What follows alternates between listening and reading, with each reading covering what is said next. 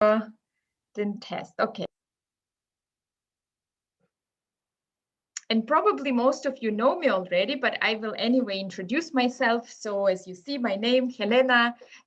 Most of you have probably received an email from international office, maybe through the BNC list. In that case, it was from me.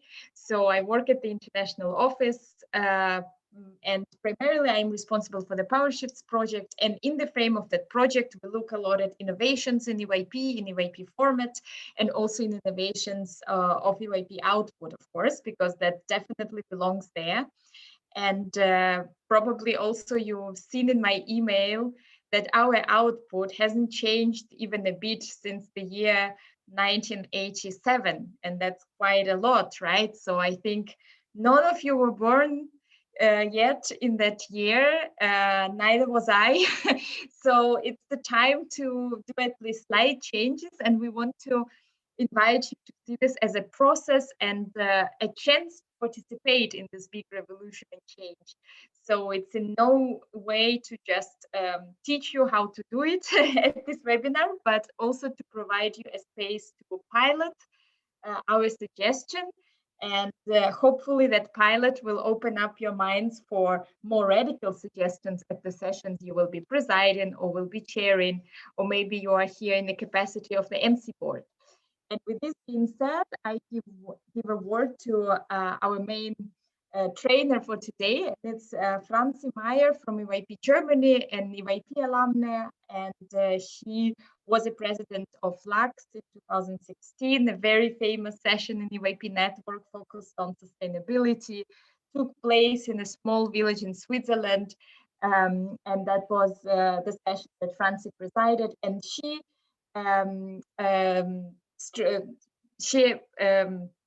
she was leading a group of former and future presidents of international sessions, a group of 6 people, and they put together this output guide, to which you probably have a link, and I will post it in the chat.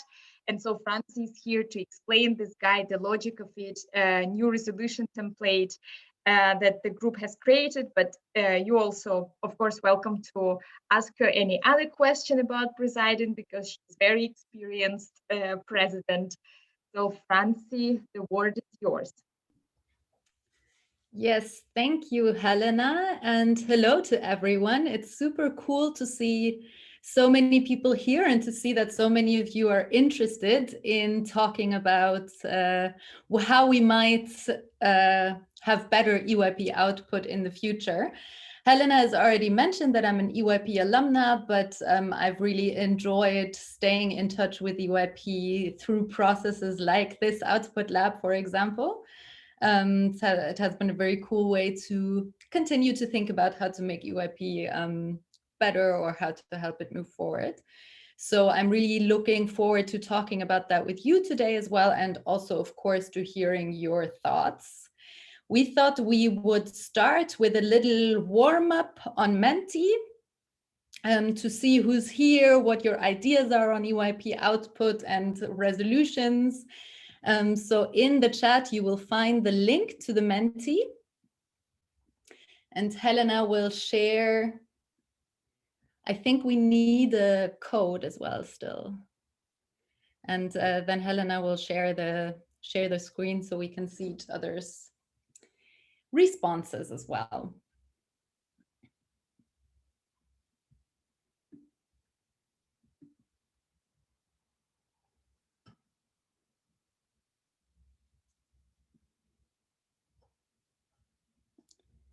Cool.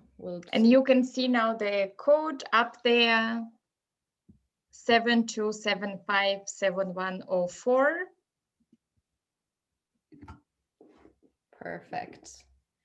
And then you can feel free, once you're in with that code, to type in your response to the first question, what you like most about EYP. Very easy, open, simple first question. It's very cool. It seems like we are people from lots of different NCs here. So we already see the main point seems to be people, friendships, definitely a big part of why I've also stayed in EYP for this long. Travel is there. Hopefully we'll be able to do some of that again soon. Let's see, learning and personal development. I think both of those are super important, of course, also to EYP outputs, as is diversity, openness, global awareness, exchange of ideas. We already have lots of output related points, feeling of accomplishment, like when you finish a resolution. Friends, involving youth, very cool. Sincerity, challenging yourself, impact. Super nice. Thanks for sharing your thoughts. I think many of those we often maybe don't directly connect it even to EYP outputs, but of course, personal development is also a huge part of writing a resolution. So the second question we wanted to know about is which event you will be part of. Some of you might have upcoming sessions as presidents or chairpersons, which brought you to the webinar today. If you're not here for a particular session, but you just want to learn more about this for your NC, feel free to also just put your NC there. So Blueprint, is that a session? Yes, that's a session. That's a digital session, I guess, right? The first digital university session of EYP Turkey. Ah, cool. Thank you, Alyosha. I'm too old to be on top of this, as you can see. We have some people here from the IS in Milano. I know what that is. Barcelona.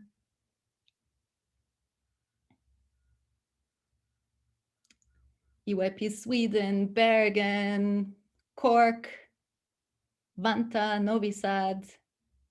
Hopefully not a digital one. Perfect. Nice. So lots of you are here, it seems, for concrete upcoming sessions and want to learn for those. That's super great because, of course, our hope is that many of you will start straight away implementing and experimenting with EYP Output yourself. Now we're getting a little bit closer to resolutions, and we thought we could ask you about a very controversial topic in EYP, resolution typing. Do you love it or hate it? Whoa! The first couple of people reacted quickly who really love EYP resolution typing. It's going down a little bit, but still pretty positive, I would say. Cool. Okay, so 3.6. I think that's a solid. Probably maybe as because a group like it overall. Probably because the process has improved since you, Francie, was involved with resotyping phases. But I love resolution typing. It's probably my favorite moment of the session as a chair, at least. So cool. And then one last session we wanted to know, because of course this is very important for what we're talking about. If you think about resolutions as they are, or as they have been probably for most of our EYP times, what bothers you the most? What do you think should be improved? So introductory clauses are a repetition of topic overviews. You're only allowed to use phrases once. That's also a rigid structure, contradictory OCs. ICs are not discussed. They are technical and with arbitrary rules. That's definitely something we talked about a lot. Same with this using one phrase only once, that it seems random. It's all about fancy words and too formal. Not enough space for reasoning. They become useless after GA. Yeah, that's unfortunate. The OCs are not detailed enough, I already mentioned. I like often nonsensical and pompous. Several ideas of the delegates might get lost through check. The ICs don't. Everyone. It is more about the board technicalities going on. They get lost after they're not meaningful meaningful outside of EYP. Debates can be competitive. Congratulates the European Parliament on. I guess that's a not very creative thing. You cannot read 12 of them in a row, meaning the last committee loses out. Yeah, they're difficult to understand. I guess it's connected to that. Cool. So I think here we already have a couple of points, or actually most of those points also came up in our discussions.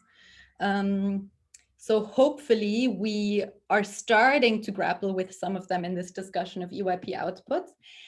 As Helena has already mentioned, I think it's really important to say the ideas that I'll be presenting here today aren't meant to be another really rigid idea of what a resolution should be, so that EYPers in 20 years have the same webinar and say there's all these random rules and we have no idea where they came from.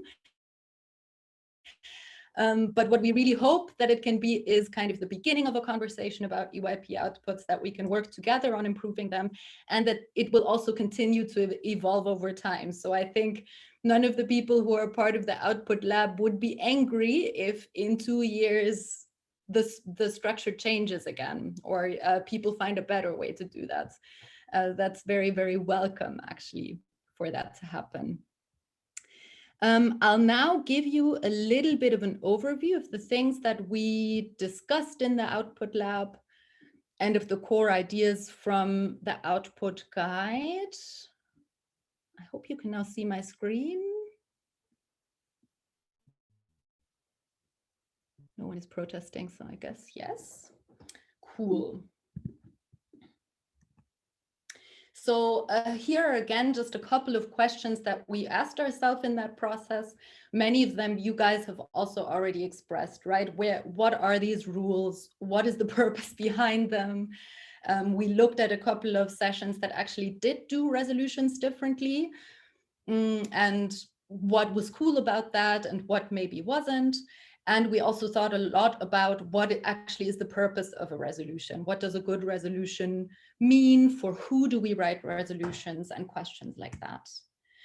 Helena has already mentioned a little bit the background. Even I also wasn't born yet in 1987, so they really haven't changed. So many things in EYP have actually changed. And of course, the world in which we live has also changed. So it was high time to talk about how to review EYP resolutions, and I'm sure that many of you have also been part of conversations about what might be good ways to do that. So that output lab that we had last year was a format where we hoped we bundled some of those conversations and wrote them together. But again, it's only meant to be the beginning of a larger conversation, hopefully. So there are many things that we thought you could do by reforming EYP output. And we focused on these couple of points that you see in the presentation now. We did think that there are other things that EYP output could be really good at, or it would be nice if it achieved. But we really try to focus on resolutions becoming more understandable. You read them and you understand what they're about. That in turn, GA also becomes more dynamic, more engaging, more people can participate. And one thing we also really noticed is this conversation that I think is very present, that delegates' ideas might get lost, what happens in committee work gets lost, even though there's so many super cool things going on in committee work, many of which you also mentioned in your word cloud, I think, in the beginning, right? All of the conflicts and developments and compromises that happen, that we also want to cherish and celebrate to some extent. And then one thing that many of you also mentioned is this aspect of communicating a little bit better what we talk about and the political education aspect of EYP to outsiders. So I'll briefly go into the proposals concretely. We have some time afterwards to talk about all of these in more detail as well. So what we did is make a new resolution template that has some reviews in it. Mainly the resolutions would be split up into 2 sections. One which we call the political section, which is really about the political position of the committee, which is about their values and deeply held beliefs, and what we often call the direction of travel. So where in the long term do they want this idea or this topic to go? And the second section is then the policy section, which is more about designing concrete policies, making concrete, maybe also more technical proposals for how to implement that in practice. And this political section has only new elements. There is now the first bit, which is the vision statement, where the committee can make explicit what actually is their big picture, big target, their vision, their long-term goal with this resolution. That's something that in some sessions we maybe had as a first operative clause. Sometimes it also just was only implicit in resolutions, and we had to second guess what the committee actually wants in the greater scheme of things, or they maybe told us in GA, but to understand the resolution, maybe that's a little bit too late to only hear it in GA and then to be like, now I get why they're actually doing this. So that's why we thought to put that at the beginning would be great. And what we thought this would also be really nice for is for communicating with externals, because it means that from the resolution booklet, we can draw a couple of big picture statements where we can say, this is what the young people at the session wanted. Then many of you mentioned introductory clauses in the Menti earlier on, and we also had long and controversial discussions about them. And what we decided is that there should be a because section for this aim statement. And some of the things that you think would be a super important introductory clause could go here. So if there is a super important development or fact that you think is really the one big reason why the committee chose to go this direction with their resolution, you can put it there. But the because section is also a little bit broader, because the committee could also, for example, invoke the values that are really important to them. Or say, because we value this belief over this belief. So also go towards a little bit more deeply rooted ideas. And the policy section is what we already know about operative clauses. We did actually also discuss about this. You're not allowed to repeat a clause. That's such a dumb rule. We didn't put it in the output guide because we found it very technical. All of the language discussions we found quite technical, but I think there's maybe lots of discussions or lots of ways that we could still improve on that. So if any one of you would be interested in writing something up on that, I think that would go with this very well. There's only one little thing that we added to the operative clauses, because we felt like it's often a bit of a shame that a committee isn't allowed to put a reason for doing something in a resolution. And this is even one of the rules that we sometimes hear about resolutions. You don't put reasons, you just put your suggestion, you say the reasons in GA. Again, for some proposals in particular, it might be in the interest of the committee to say why they're doing something, but it might just also make it a lot easier for other delegates to understand why the committee has decided on a particular policy if the committee tells them in advance, which is why we suggested the in order to subclauses. You can see that in the clause number 2. In line with this proposal, we've also made a proposal for an adapted GA procedure. You can see the political and the policy section are reflected there. So those two components of the resolution are just discussed separately. That also means all parts of the resolution actually now have a place in GA. And one small thing that we changed about the vote is that our thinking was, if the political position is kind of the basis for the resolution, right? It's the more deeply held beliefs and norms that stand behind the resolution. If the GA disagrees with those, then it would be difficult for them to agree with the policies that implement those values and beliefs, which is why we have separated that vote on the two sections as well. And one other thing that we thought would be very cool is if each debate began with a context piece, which could be produced by a media team, that would also have the nice effect of giving the media team a more clearly institutionalized place in GA. in which the process that the committee went through during committee work is displayed in kind of a visual way. So the idea there is that before debating the resolution, we as the GA learn what discussions has the committee had, what were the most challenging questions that they grappled with, what were the big conflicts that they fought out, what were things they considered that maybe aren't in the resolution, which can give us more context about their process, but can also just be a nice celebration, we thought, of all of the things the committee has gone through already by the time they make it to GA and present their resolution. And we think this could also be super nice for communicating to externals what happens in committee work, because we have so much very cool media content on the intercultural exchange, on the very cool images that we have of team building, just because those are very cool images. But we thought if there is a little bit more about the discussions that young people have, that would also be helpful in communicating what EYP does. For the last bit, the guide goes into this a little bit, but I think that's definitely something that would be great to develop as we trial this proposal in practice. I just wanted to mention some points about how to implement this throughout the session.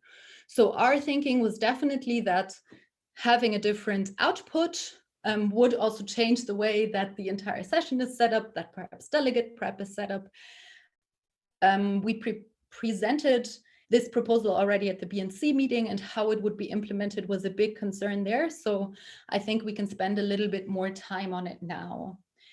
The first thing I wanted to mention was that the proposal definitely makes it clear that it will matter a lot what kind of committee topic you have, how you manage and allocate the time during committee work.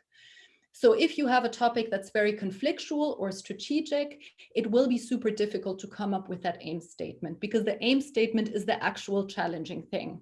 What makes a good resolution for conflictual topics is if the committee has come to a very clear response on what their aim is or what their response is to that conflict.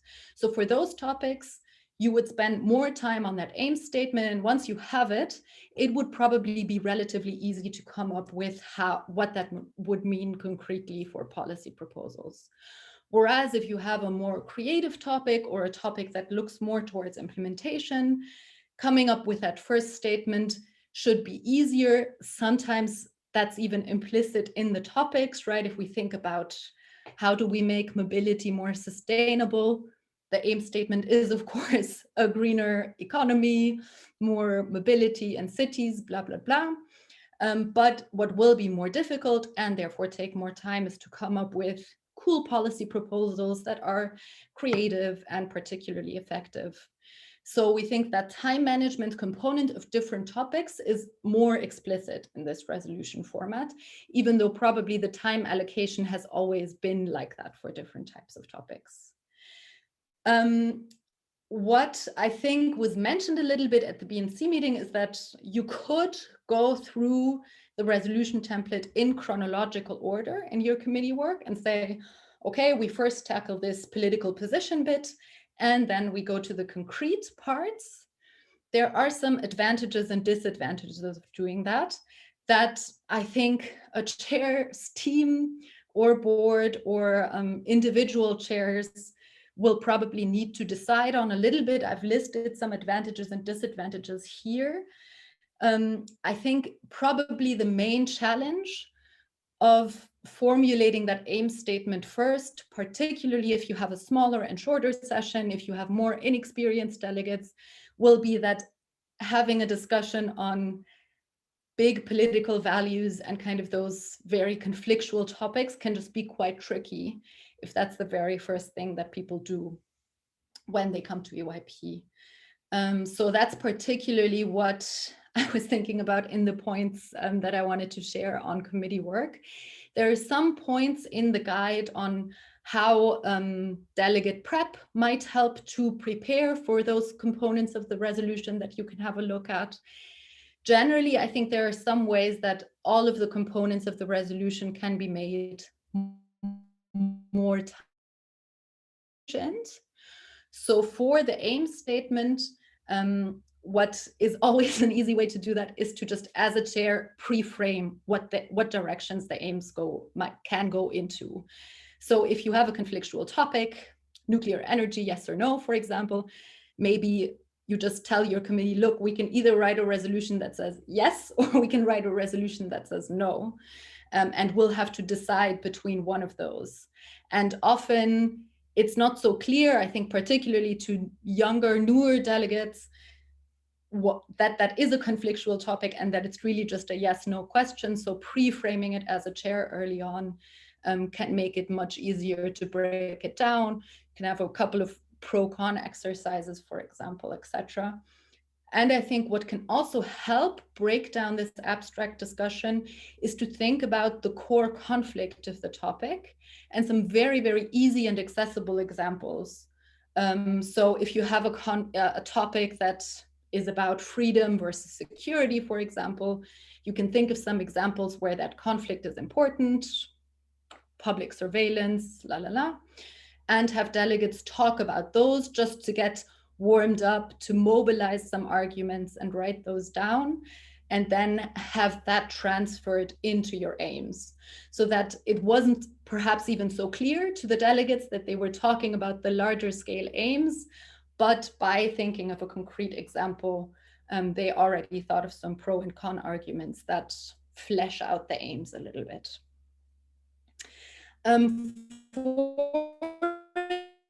For statements, generally speaking, I would say that can be relatively easy to do it quickly if you need to. For example, by just saying at the end, okay, let's think about the most important information that we want people to know if they are to understand a resolution. You could go back to knowledge sharing, or what you could also do, which will probably take a little bit more time and energy, but I think could generally be very interesting, is to, throughout the committee work, have delegates more explicitly write down their reasons for why they made a particular decision.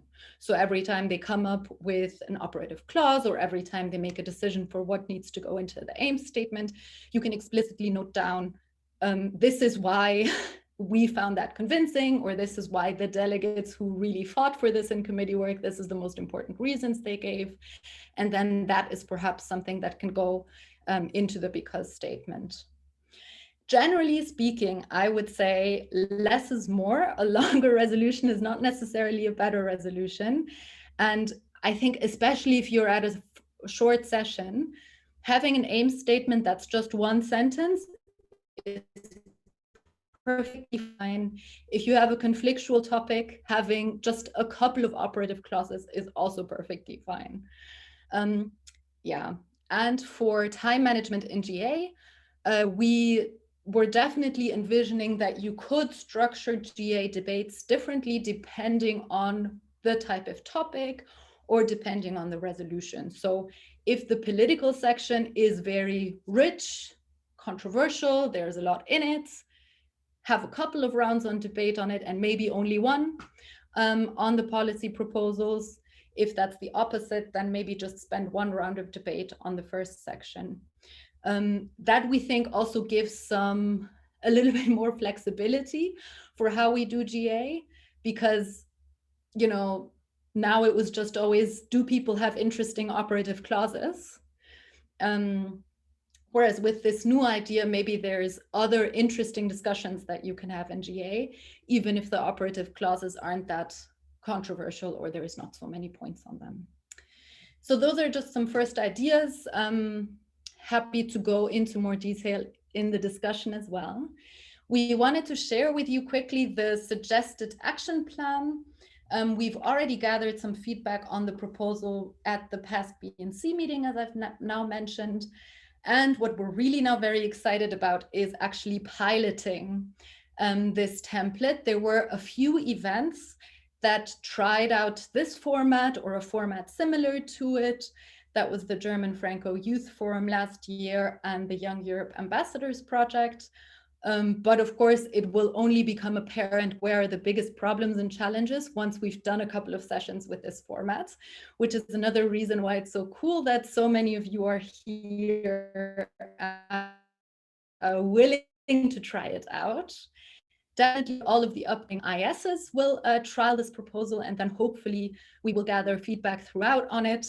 It's very welcome that people make counter proposals or additions or share how they handled the new proposal. I think anything would be great to establish that a little bit more and to continue working on it. And then in the run, perhaps towards the end of this year, for example, we would have another webinar like this that's a little bit more targeted on practical experiences and sharing what worked well and what perhaps also didn't. Yeah, so that's the very quick input. I know it's been a lot. Already now we would like to invite you, if you have any further questions about this for a session that you perhaps are having, or if you have any comments on it, you can share that via my email, which I will also type again in the Zoom. And now I just have to figure out how to stop sharing my screen.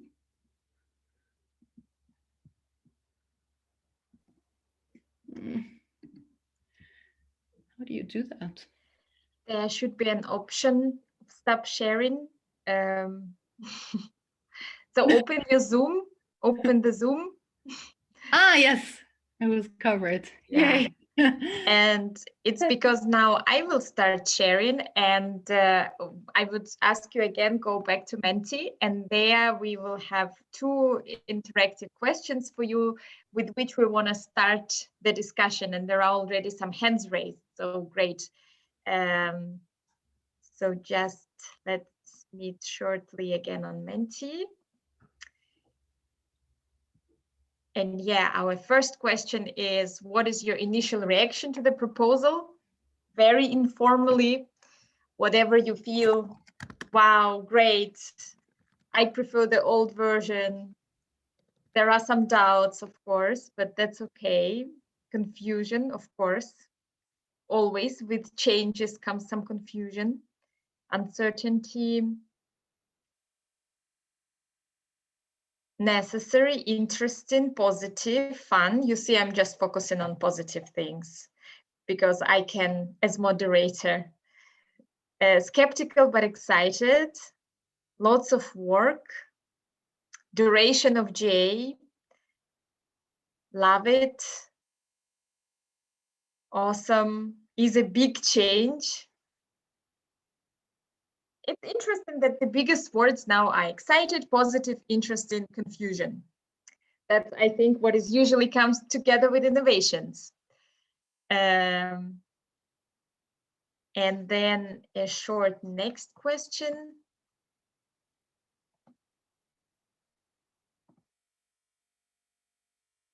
Yeah, which area would you most like to discuss? So with us today, we discuss further resolution format itself, committee work. So committee work is definitely leading. Yeah, committee work is leading, but resolution format itself as well, J, a bit. Okay, that's great. We have some hands raised, so Francie, feel free to moderate. Perfect. If you have a question and you don't want to say it, or you can't because of technical difficulties, you can also use the chat. Yeah, I think we will just discuss all of them and go through your questions. Let's try and keep the questions short and sweet so that we can take as many as possible. And just to address straight away a doubt that I saw now in the chat, the idea is indeed that the political proposal and the policy proposal would be discussed in GA, both fully and comprehensively, and then at the end, rather than having just one vote, you would have 2 little votes and 2 steps. I think that's also something that, you know, if you don't want to do that, of course, you can just have 1 vote. It's not a majorly huge part of the proposal. So I'd say that maybe we can take a couple of questions in the row. Maybe Melissa and Lars, since your hands are up first, you can go first, and then we'll see if I can keep the overview of your questions or also comments. I also see Laura here up. Lisa, go ahead. Okay, thank you for the question. What I wanted to ask was in regards to the resotyping process. Now, with the delegates actually taking an active stance, does this also mean that the resotyping process is going to be different? The approach is going to be different as well? Is the board going to take a more passive approach with less interference to the resolution itself? Cool. Let's take Lars' question straight away so we can be more efficient in answering, and then we'll take the next one. Hello, everyone. I have a slight concern with the whole political stance. As you're chairing a committee, one of the first things you would have to do during committee work would be to find the political stance of your committee. And I believe that if you would do that, some people will be somehow left out during the policy making process, since the committee would kind of create a stance and some others will be left out in finding the policy that fits for their own views, I think. So how would you create a scenario where all delegates' views will still be included in the policy making if they are already felt left out at the very beginning of committee work? Mm-hmm. Cool. Let's maybe have a quick response to those two. For resotyping, I mean, the thing that we discussed so far is that what it would make possible if all of the committees have a similar procedure of first talking about the first section of the resolution and then about the second, is that you could have a little resotyping section already mid-session. So you could say, okay, let's all agree that we have our political stance section done by day 1.5 or whatever. And you could already go through those. Perhaps that is an opportunity to be more interactive with delegates and then to actually seek out the conversation with the delegates and say, hey, these are the things that the board had comments on. Let's discuss together on how to improve on them. Other than that, we haven't thought about what it would mean for resotyping. Of course, that would be super nice because then you would only have to type in operative clauses, basically, in resotyping. But yeah, I think generally speaking, it would, of course, be great if resotyping were a little bit more like that overall, right? And we went perhaps back and forth even to the committee and said, the board had these and these comments, let's address them already now while we're still in committee work. So I think that's more something that you could set up as a structure, probably no matter what the output looked like exactly. But yeah. And for Lars' concern, that's true. I mean, I guess here it depends, again, how you set up committee work, right? I mean, what I really do want to emphasize is that this resolution structure doesn't mean that you have to start with the aims. You could also say we start with knowledge sharing or have a committee work procedure where you start with collecting problems, then you formulate policy proposals, and at the end you look at your policy proposals and try to summarize those in an aim. So the order of how you do that, I think, is still entirely up to you. Just like with resolutions now, some chairs, or I think, also it depends for me always quite strongly on the topic. For some topics as a chair, maybe you're just like, if we don't have a position, the resolution won't be as good. So I want to squeeze it out in the beginning. But still, the structure makes it perfectly possible for you to talk about policies first if you think that's easier. Or maybe if you have a couple of discussions about policy and then say, okay, now we've gotten maybe a clear idea of what's important to us and where we stand, and can start thinking about the aim statement. So I think there could also be a structure where you go back and forth. And of course, resolutions in their current format aren't always great, and that's fine. So if there's a political position that's not super fleshed out and clear, I think that too will, of course, still happen and would also be fine. So maybe we can move then to another round. And I'm sorry that I jumped in, but I just think that for Franz, it's too difficult to see both the order of hand raised. So I will just very nominate. nice because it puts the people first. It puts the people in the order that they raise their hand, you know? So that would Yes. be Razvan and Laura. Yeah, and maybe we could, well, I see a different order. I see Laura and Rialdo. Maybe we can collect 3 because let's it do looks 3. like we have a lot. So let's go then for Laura, Rialdo, and followed by Razvan. Hi guys. I wanted to thank you first of all for this. I was one of the people who put in necessary to describe this. I think it's very cool to see this development. So I'm currently vice presiding an IF where we have changed the structure and we've even changed the name. So we're not doing resolutions tomorrow during GA, but action plans. And I think one of the things that I learned from this process is alleviates one of the main concerns that I had looking at the structure, which is that it's really long for an event that's not an IS, that doesn't have a lot of committee work time, because you would essentially be creating 3 sections. And I think the 2 sections that we currently, the ICs and the OCs produce, it already takes quite some time during a smaller event. And what we did, instead of having so basically a paragraph and then 2 bullet points list, we replaced the ICs with a context and then main aims, which would be written in like in total 7 sentences, which weren't bullet points, but rather a paragraph. So they had a bit more freedom in like the phrasing. They didn't have to use the calling upon. And this did take a bit of committee work time for sure. Like it didn't shorten it drastically, but it did really shorten it compared to writing classic ICs. And I think it would also shorten it compared to writing the because statements. Especially for me, at least in my experience, ICs are not really discussed in GA. And I don't think the because clauses will be criticized as much as the OCs during GA. And I think that's why when it comes to committee work, I would really suggest having that reflected in the amount of time spent on writing them during committee work. So this isn't really a question, it's more like a constructive way of maybe not using exactly the template, but using inspiration from the template, which I think is, kind of the point of putting this forward anyway. So that. Thank you.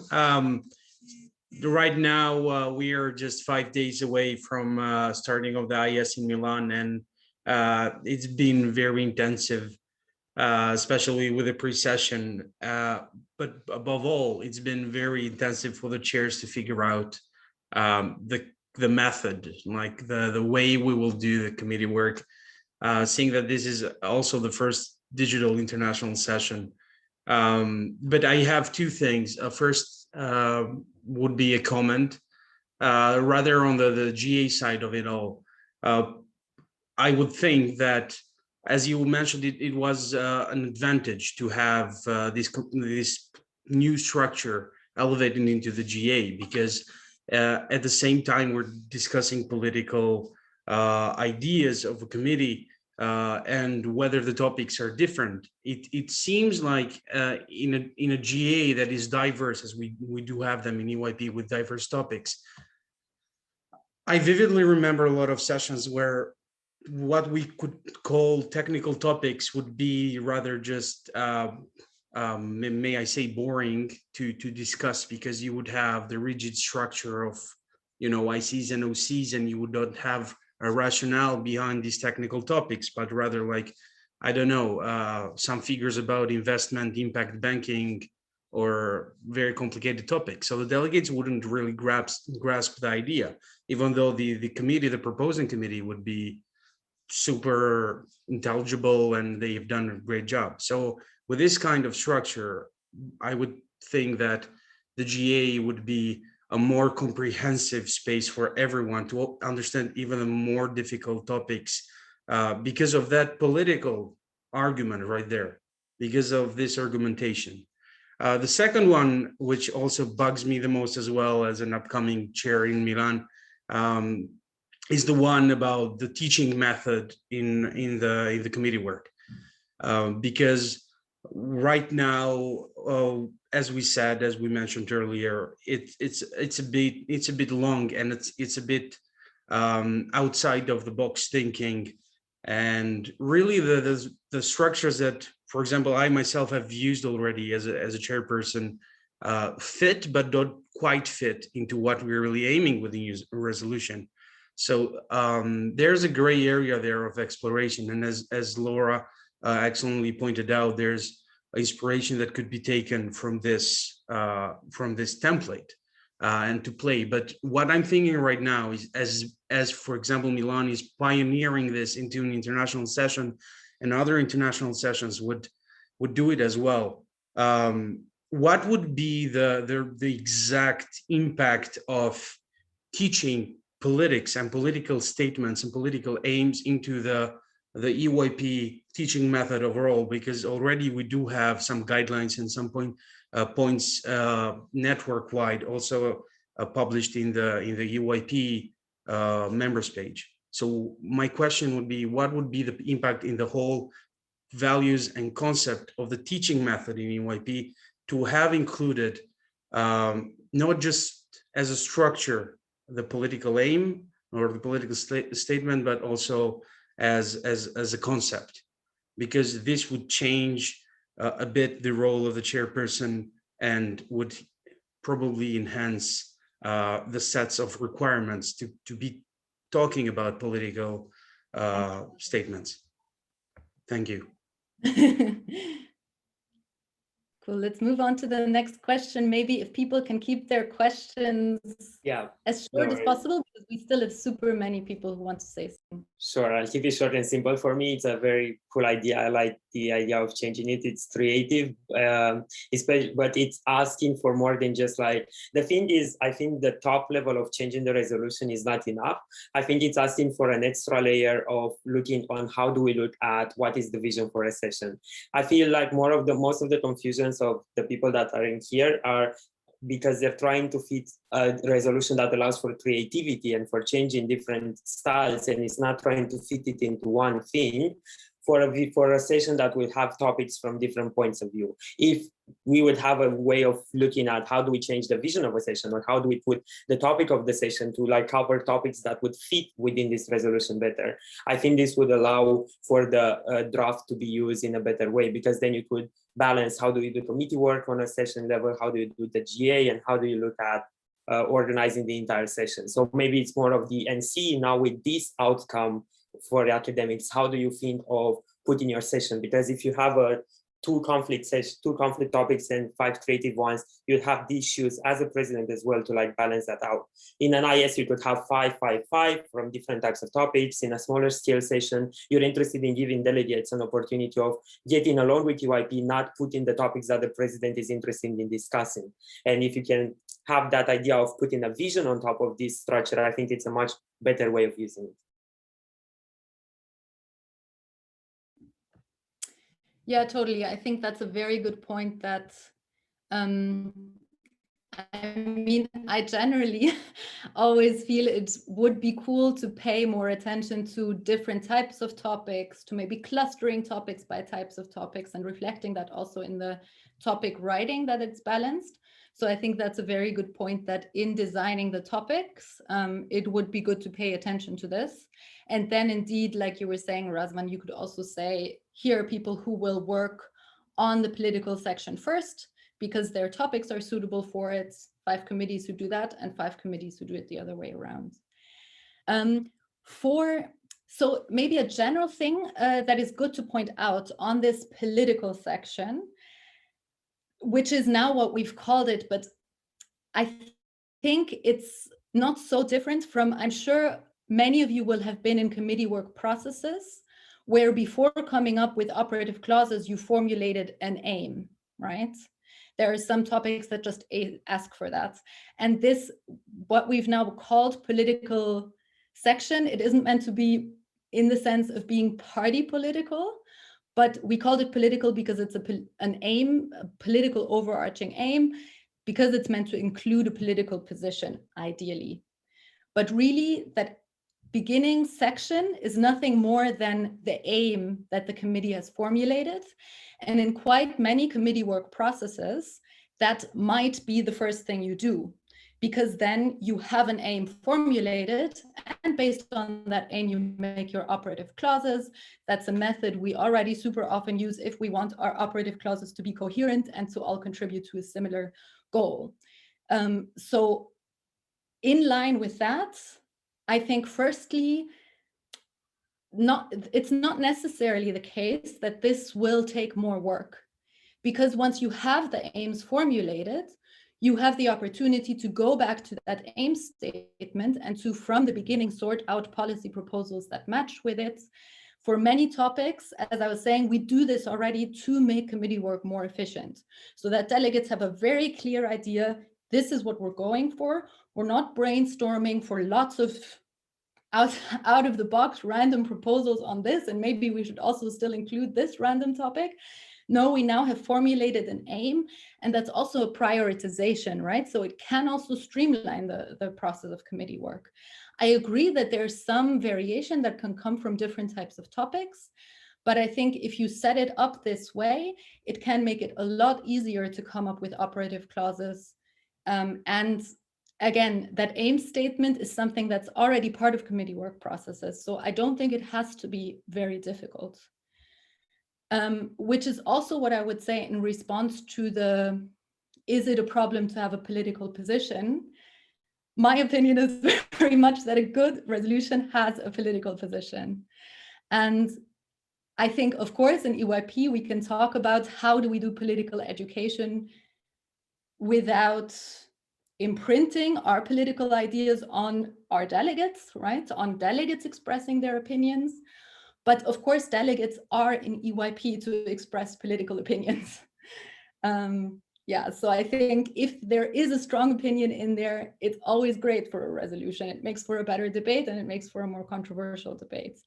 Maybe one thing that I could mention that we also talked about is that what this would make possible is to say, okay, we have a couple of resolutions on climate change, for example, and we take the different aim statements from different resolutions and display them together to communicate also to externals the points of view of young people, or also the diversity of points of views on young people, right? You could also say, at this session, there was a really strong emphasis on CO2 neutrality. At this session, there were lots and lots of concerns about economic growth.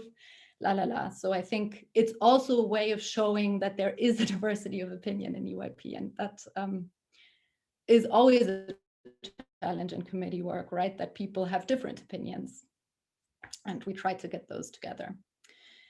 So yeah, I agree that there's lots of figuring out of methods to do, but I would definitely encourage to think about it in line with the steps that we already take in committee work very often, and also to think about it as a way of streamlining it and simplifying it in committee work as well. Cool, then I'd say I now talked for a very long time again. So let's take some more questions. Yeah, let's collect the question from Osin, Rafael, and Eric. Yeah, my question was if the Output Lab looked at also kind of complementary outputs to resolutions, such as more academically, like fact sheets, or I guess media teams in the past, where we produced something along the lines of output for academic teams. Did you look into these? Did you find anything out about them? Did you find if they would be kind of useful for different topic types? Is a fact sheet more beneficial for a strategic topic? Is there any other forms of outputs that have been tried like this? And yeah, as the Output Lab, I guess, do you believe that in the future all EYP output should be contained in the resolution, or if there's potential for keeping more traditional resolutions and adding on complementary parts for internals, externals, etc.? Not sure if it was me next, but I'll go. So my question is sort of related to what was asked previously. It's about topics and the way they're used for, well, the entire structure of committee work in GA. Because if I understand the way the topics should be drafted, they have to be open enough for them to actually express a political opinion in the vision statement. But I have tried doing quite open topics in the past. And what has usually happened is that you could have one very controversial, like communist, or, you know, just someone really, really out there who sort of vetoes the entire political position of the entire committee, sort of destabilizing them and paralyzing them. So I'm curious as to how you think that having such open questions can be balanced with them actually, yeah, reaching sort of a consensus. Hi everyone, from me as well, and like thanks again for putting this together. It's been really cool, and it's been so great to learn more about the rationale. Something that I was concerned about, and like also gathering feedback from other people in initial discussions, was, so this idea is meant to first outline, saying, you know, give some more background into the decisions that the committee made, and also make this more understandable to externals. So in this setting, the first point is, I see that the whereas section has been reduced significantly. And I was just wondering, like, of course, we said that we don't discuss ICs during GA, but I'm not sure if that means that we shouldn't have them in the first place, because very often they explain some real issues that a committee encounters, like they explain a problem, and to a great extent, we said before that we don't have a reasoning, but that's often because, well, ICs actually do explain this reasoning, and they actually do explain the issues that we need to face. And that's something that obviously cannot be just delegated to the topic overview, because that's much longer. So the ICs in some way state what's being encountered, which is actually why I really like Laura's approach. Well, not Laura's, but the one that Laura talked to us about, of having some kind of introduction that could give this outline. And the second point that I guess this connects to is to what extent this is truly external friendly. Like, is this something that has also followed some feedback from externals? Is this something that you maybe got a chance to show externals and maybe get some feedback from them as well? Because very often in EYP Greece, we have lots of contact with experts. They are a very important part of our national selection sessions. And an issue that we've encountered is that we cannot always communicate the output. So sorry for being too long, but yeah, those connected questions. Thank you. Well, thank you. So maybe something to clear up as well. I think that also relates to a thing that's come up in the chat. There's a lot going on in the chat, so sorry I'm not able to be responsive to that. But if you would like to integrate that more, feel free to write a message afterwards, or we can have continue the discussion afterwards. The idea isn't necessarily that all topics would have to be formulated as an either-or question, or would have to be formulated as a controversial topic, or would have to be formulated to allow for super much to happen in this political stance part. The way we saw it, committee topics could stay exactly the same as they are now. Depending on your preference, you might formulate them as more open-ended or as more specific questions. But how the committee topic of each committee is formulated will affect how much time they spend on which part of the resolution and how much space they have for which part of the resolution. So concretely at the German Franco Youth Forum, one thing they found is that if there is, like the example I mentioned earlier, for example, how do we increase green mobility in cities? The aim is in the topic, more or less. But again, that's also fine, right? The committee can also just reiterate an aim that's in the topic already. They can add something they find important to add. They can reformulate it if they want. But if a committee topic doesn't give a lot of space to have a super political statement in there, that's perfectly fine. Then the committee just spends less time on the political statement. So this reflects a diversity that we already now have with topics. Already now we have very, very much topics that are created towards, that are targeted towards creativity.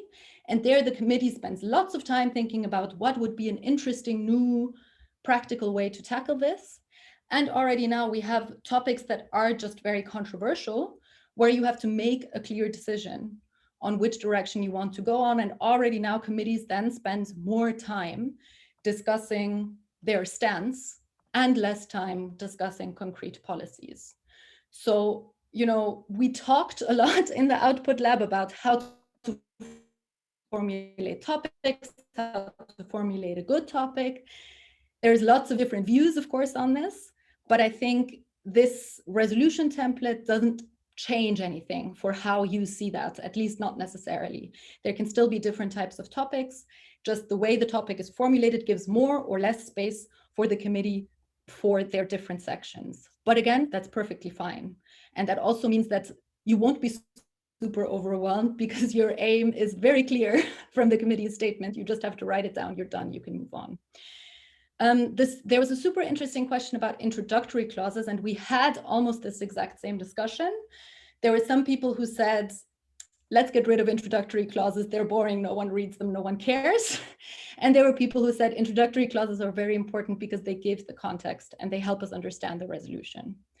And this is the exact reason why we have this because section. So if you have things that are in your mind, introductory clauses that are super relevant for understanding the context and for explaining why the resolution does what it does, those are the things, and that's the information you put in the because section. So you can think of the because section like introductory clauses, but formulated more simply and narrowed down a little bit so that you don't write random facts in the introductory clauses, but you only include the things that are really important as context to understand where the resolution is headed. For the external friendly, so we had loads of discussions about this as well. And in the end, we came to the conclusion that there's different ideal products for GA and committee work and for external communication.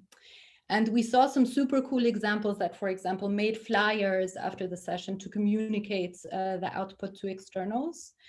And what we now would have is a format that's perhaps where it's easier to take the stuff that's interesting for externals and put that in a nice format.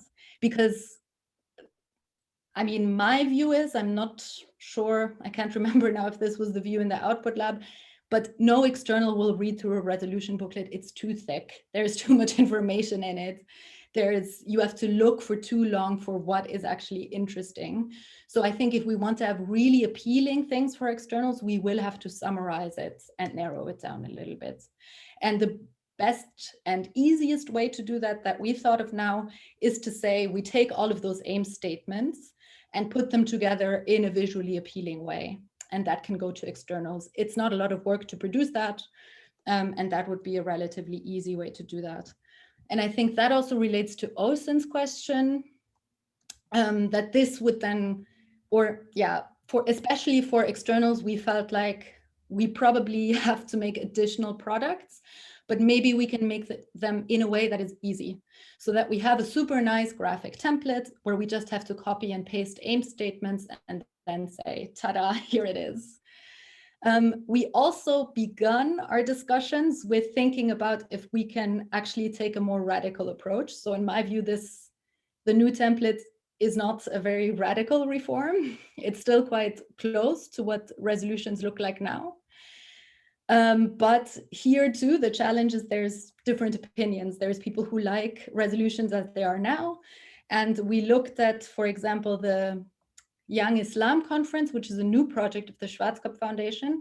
They used to have something that was like resolutions, and they at some point decided no one reads them, they're not that useful for us. We get rid of this written output entirely, and we just have speeches and ad hoc discussions. And I think they also had things like comics or videos, so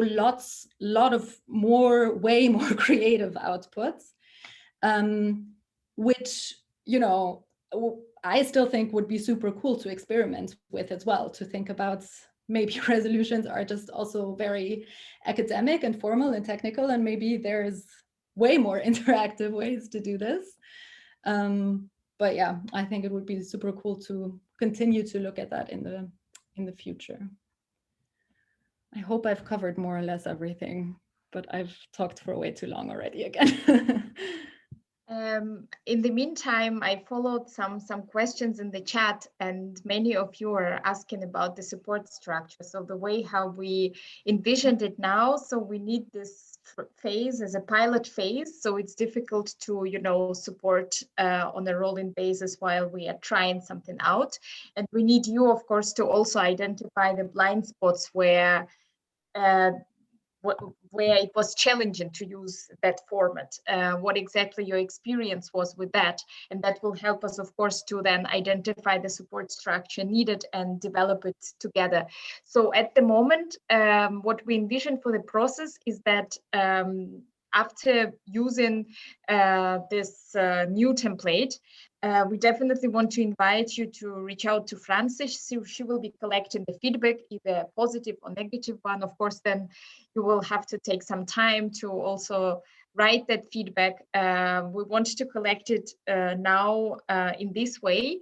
And later on, before the autumn BNC meeting, we want to have a similar webinar that will be then less of a monologue, but more of a dialogue where we'll see what the written input we get, and maybe we'll have different speakers who will present their takeaways, and dependent on how active you will be, guys, then we could also assemble even a new output lab group based on the experience on national and regional level, and then with this group we'll then continue developing the output. So that's like the process we envision at the moment, and our biggest deadline we see in the we see for us is indeed the next BNC meeting, and so it means that during summer we want to pilot it again. We meet together at the beginning of autumn or mid of summer if really there will be a lot.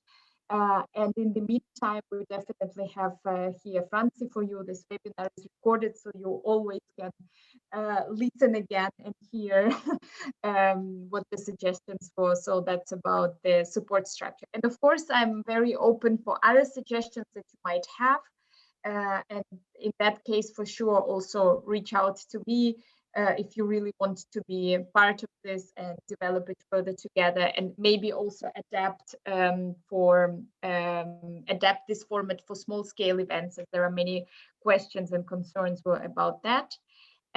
We still have some questions, and that will be probably our last round. Otherwise, I think we'll start drop out anyway. But let's have still questions from Elena, Philip, and Lars. Okay, I hope you can hear me properly. So my point expands a bit on what Lars says, and while it's very important we have good output and that the partners and everyone else can see something valuable, at the end of the day for the delegates, committee work is the most important part of the entire session, and it's where they learn and they grow. So my concern is on how to actively implement a political stance, even if we call it a committee aim, in sessions that are smaller scale, so everything is a bit more rushed. And whereas when we had ICs and OCs, someone that's even racist, they can just say, okay, I don't like this OC, but with the rest I'm fine.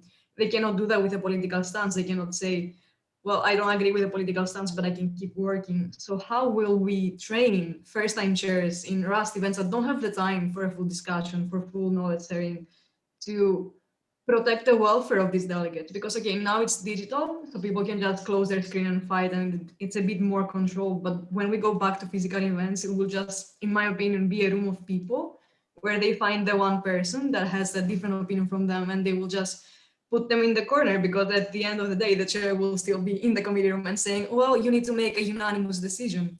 And so far, most unanimous decisions are not actually unanimous. They are someone being repressed in some shape or form. So that's my main question. And the second thing is a comment on the improvement of the structure itself. Maybe the because part, I'm not sure if it's in the first or the second one, should be discussed with the political aspect or the political stance, so that the delegates, when they explain it, can also use that as feedback, and we discuss the new form of ICs without losing them later and going back and forth between because and by and who does what. And that's all. Thank you. Okay, I will then head on with my question. So first of all, maybe let me say I really like the new format, and I think it does streamline the resolution format quite a bit. And I do see there's a big potential in like using it, especially for committee work. I think there is a good potential in there for making it more approachable and easier for delegates to understand. And my biggest question actually comes to GA, because like in the procedure you showed earlier, it had 2 rounds of open debate for 1 resolution in that sense, for the policy part and then for the resolution parts. And like, did you like have a timetable for that in mind? Like looking how much time would 1 round of GA in that sense take? And will there be like enough time to really talk about the intricacies of the solutions? Or will like, how did you envision GA and the rounds of open debate to work out?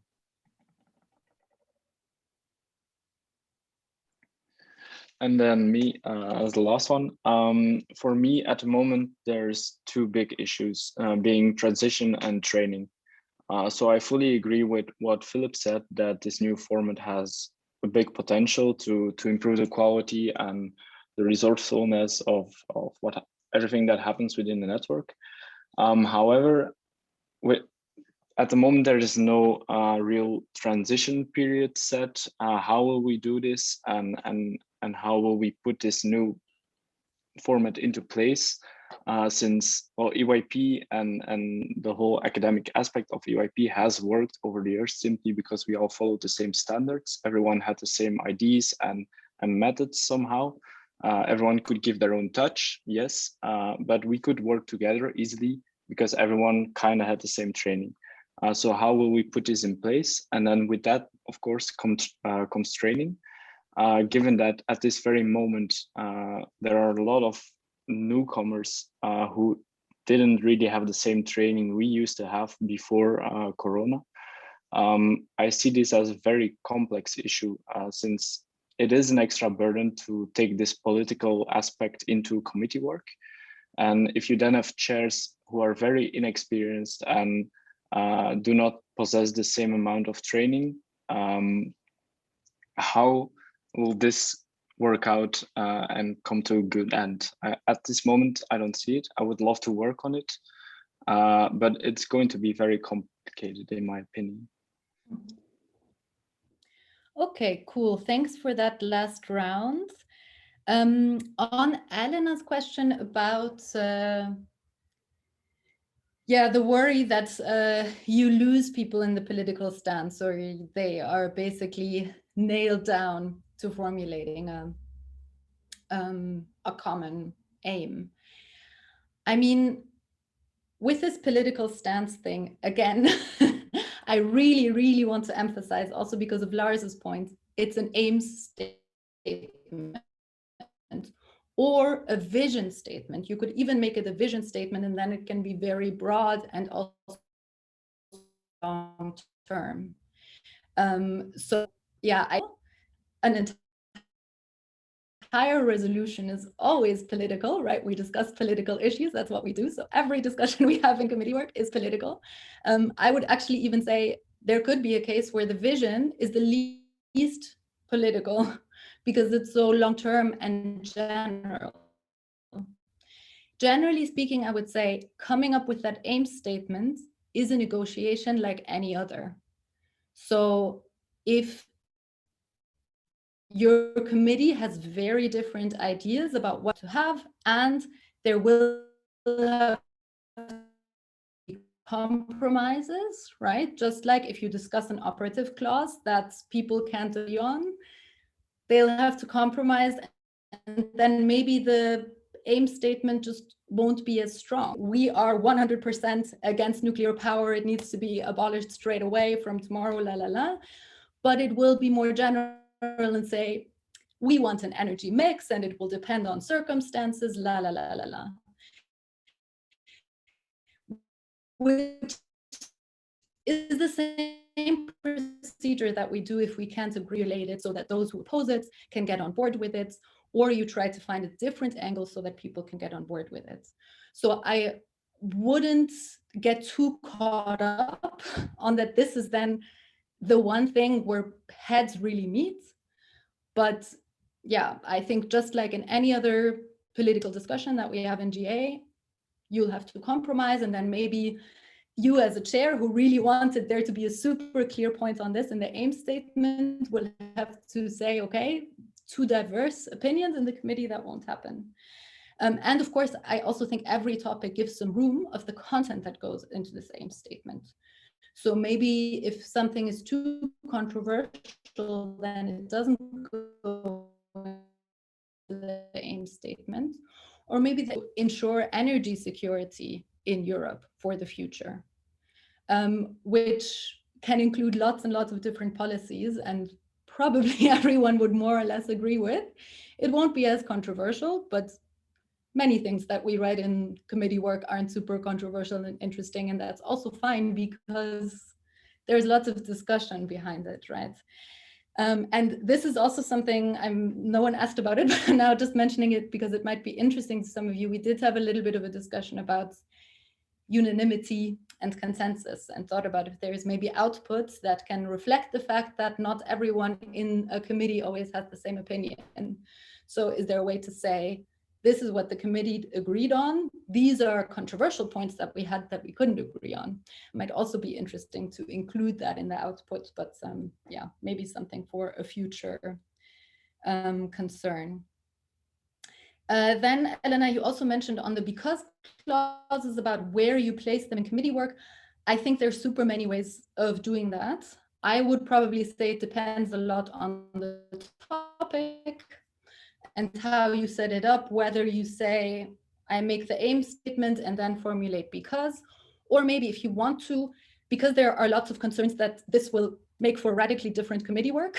I don't think it has to make for radically different committee work. I think you could probably have committee work exactly the way you do now and still have this output.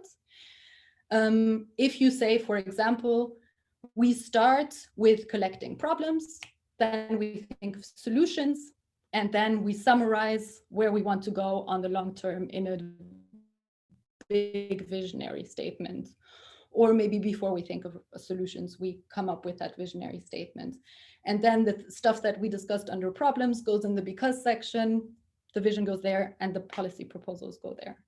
So, you know, there are many ideas that I think we also put into this for saying this is how committee work can be better and more streamlined and more effective.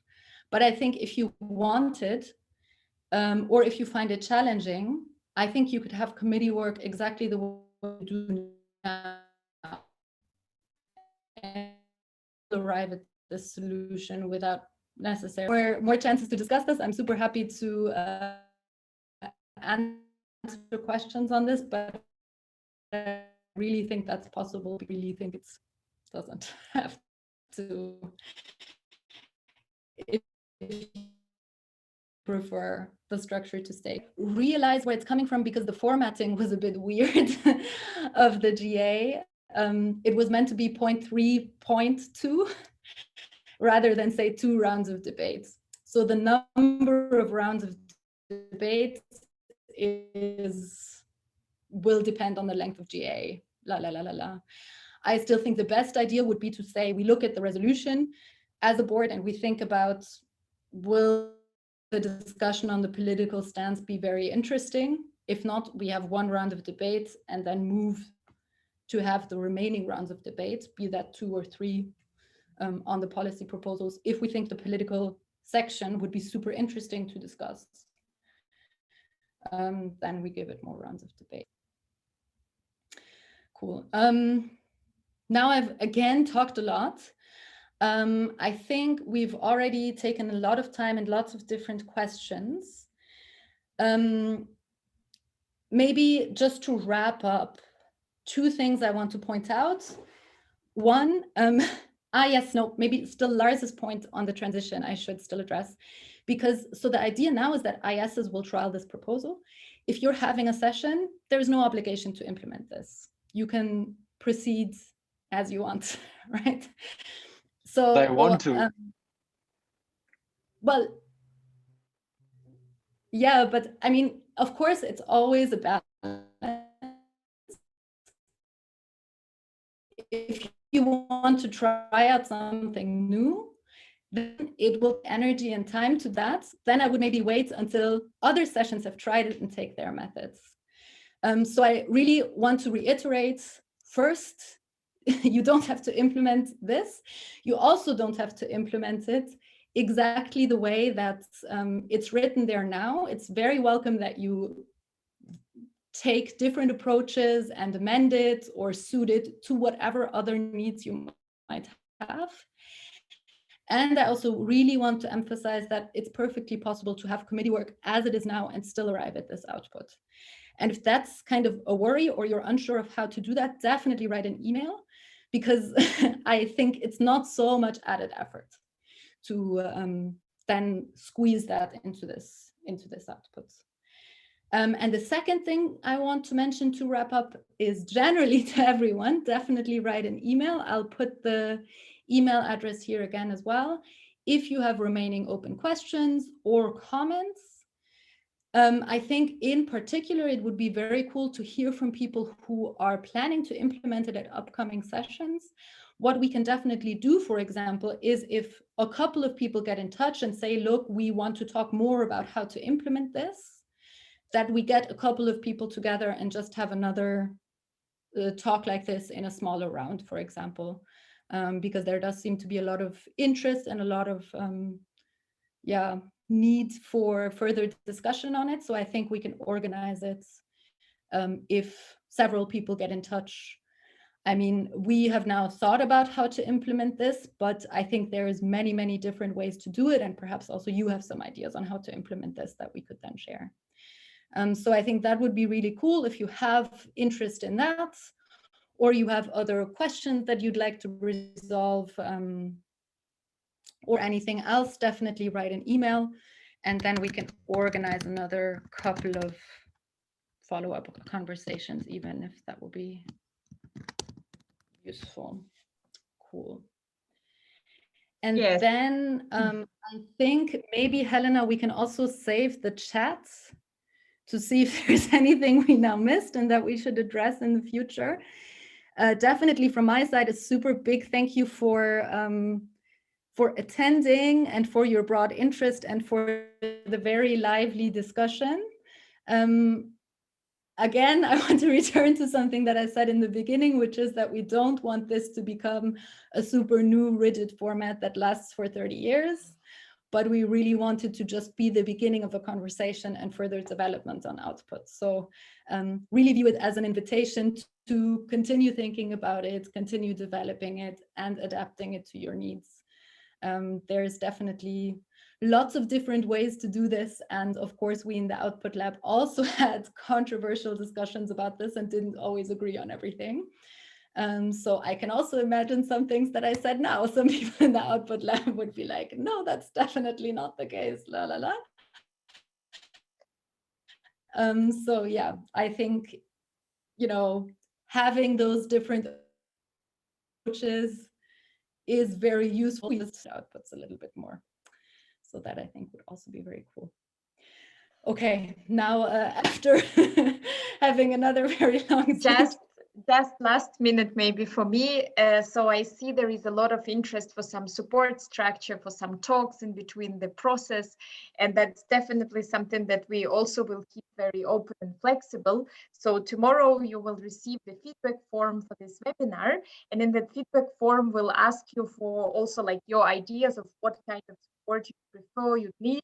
And you can reflect tonight on this, and then tomorrow put it down in the form, and then we'll see, we'll get probably a lot of ideas, and then we'll see like what actually we can provide, and then you will be invited for some follow-up activities on that. Something in the scope, like Francie mentioned, like maybe calls for smaller teams, depend on the event dates when you have events, and also potentially with already coaching from those who just have implemented it. And luckily we have an international session in Milano coming up so soon with that structure of the output. So we'll have a lot of multipliers available for some support. And yeah, thank you so much. It turned out much better than I think we expected, because it's so difficult to guess how it will be taken by a network of our wonderful presidents and academic teams. And that's very good that you also remain critical, and you really, I think, voiced so many things that we need to somehow integrate now in this plan, and I'm just thankful for that.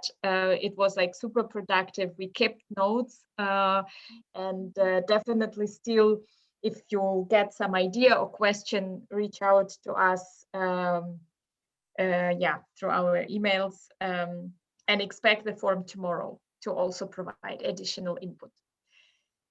Yeah, wow, thank you. It was so nice to connect with you. So many people, so many events.